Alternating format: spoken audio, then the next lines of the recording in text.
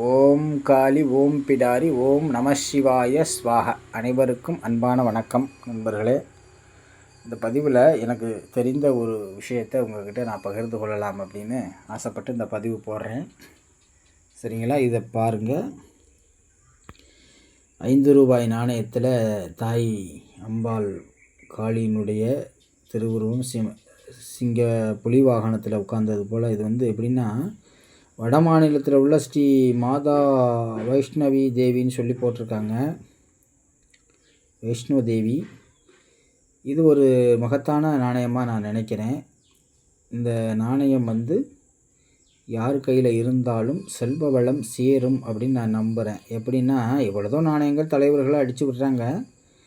தெரிந்தோ தெரியாமல் ஒரு நாணயத்தில் தெய்வத்தினுடைய உருவம் பதித்து வருவதுங்கிறது ஒரு மதிப்புமிக்க சிறப்புமிக்க நாணயம்தான். இதை எடுத்து சேகரித்து வச்சுக்கோங்க. 1-2 பாக்கெட்டில் வச்சுக்கோங்க போதும். இது செல்வ வளத்தை கொடுக்கும். முடிஞ்சால் பூஜை அறையிலையும் கூட ஒரு நாணயத்தை வைங்க. என் அனுபவத்தை உங்கள்கிட்ட வெளியிடுறேன். சரிங்களா? நல்லது.